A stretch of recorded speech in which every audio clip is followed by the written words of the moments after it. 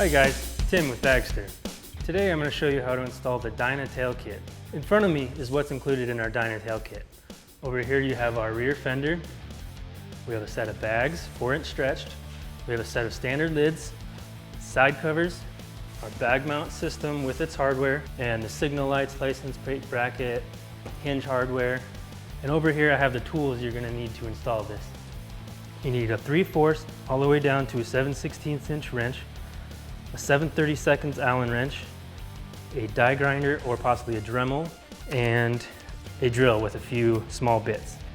All right, we're back at the bike now. It's fully disassembled and ready for our kit. The first thing we're going to install is the bag mount system, the bars and the rails. You'll need to pull the shock bolts out, break those loose. Grab your original fender, just kind of set that on the wheel. The first thing we're going to install is the rail. Let's go ahead and start with the shock.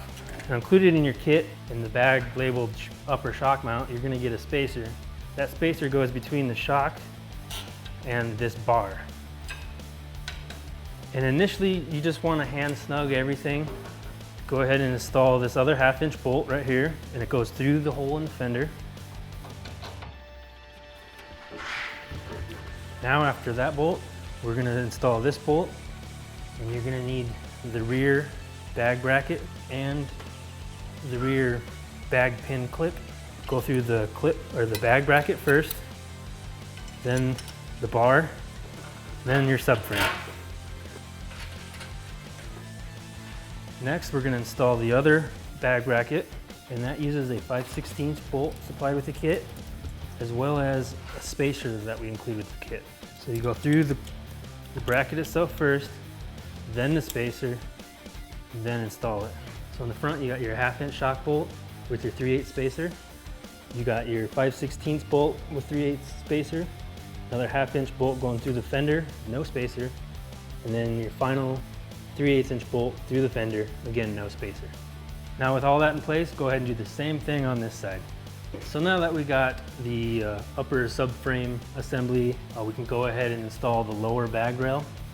2 holes right here on the back of this little bar, but you only want to bolt in the outer one, so this one. Okay, now the other side in the same way. All right, now you can take your rear fender brace, and that will connect these last 2 holes together. Now if you look at the side profile of this, it has a bend in it. Make sure it's orientated so that it leans up when it's fully tightened.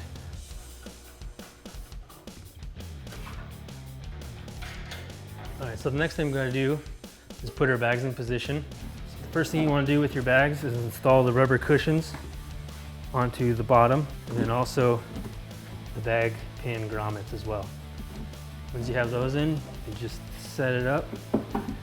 Now if you're wondering why these bags look so rough, they're a prototype bags that we've been doing some R&D on, so that's not what you're going to get. You're going to get a quality product when we send it to you. So you take your bag pins and just go through the rubber grommet into those bag clips that you just installed. Okay, now you got that installed. Do the same on the other side. Okay, now that you got both bags installed, you'll have a pretty good idea of where the bottom of your fender needs to be. Now to install the rear fender, you're gonna need to grind down these 2 fins on the bottom. The way I like to grind these down to the right shape is to take a piece of metal, just a piece of aluminum, scrap metal or something, bend it to the contour of this fender, and just use that to keep checking as you're grinding this away. So you grind a little bit, check that metal, see if it's the right shape, and when you get it just right, then you can set this in place. Now take a marker and mark at the front of this fender. And once you have that line drawn in the front of your fender, measure up to your first screw hole. Record that distance. The second screw hole is a little bit more of a guessing game, but you'll still want to measure this distance. And when you go to drill it in your fender, you want to add a 1/2 inch to that measurement, or else you'll end up hitting up here in front of it with your screw. Now after you transfer those measurements and drill your holes, go ahead and put it in place. Now with your fender screwed in place, just double check your lines. Check the line up with the sides on your rear subframe plates. Make sure those look evenly spaced on both sides. Step back from your bike, make sure it looks like it's up and down and not crooked or sideways. Now with your fender in place, the next step is to adjust your bag mount system. When you get your height set and then you get your positioning on your bag pin set, get it all tightened down, you do the same with the other side. And after this, the last screw you need to install is the rear fender screw to that fender brace that goes right behind the license plate bracket. It's pretty simple, just look or kind of feel where this bracket's sitting, and right now it's right in the middle. And if you need to do any tweaking right now with the rear fender, if it's kind of twisted, that's easy to do right now at this stage. We supply you with a flathead screw, so you'll want to use a countersink bit like this.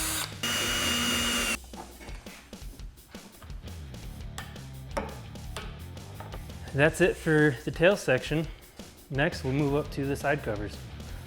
So in front of me, we have our Dyna side cover kit. You get 2 side covers, you get a couple of brackets for the Dyna, mounting hardware, and the grommets for the pins.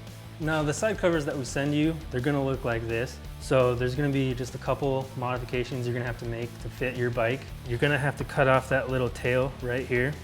Basically get that in position where you're gonna want it. And then you're gonna take a marker and mark these contact points for these pins.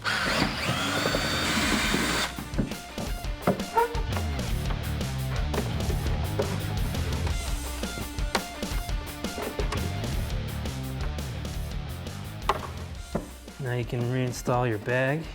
You can pop these pins into your bag and it'll allow you to get your side cover fully seated back. And this is where you need to watch for how much you need to grind off, because your shock mount is located right here and that is in the way of that tab.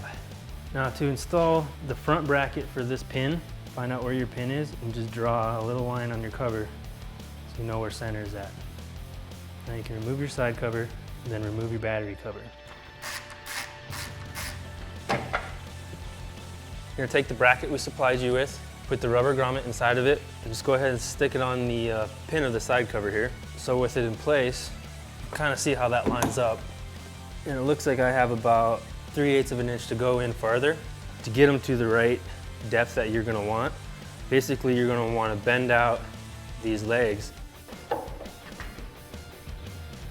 Now that we have our depth set, and just look at the bracket and how it's orientated, how far it is below the top of the battery cover. It's about 1/4 of an inch is all.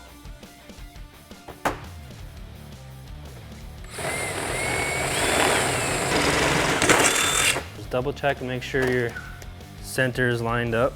Supplied hardware that we provide you, it will be marked in its own side cover bag. Go ahead and mount your bracket.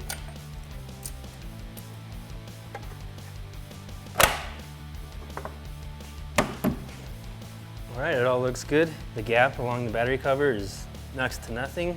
And with that, we're gonna move on to the other side, finish that off, and that'll be it for side covers. That completes the installation of our tail kit on this Dyna.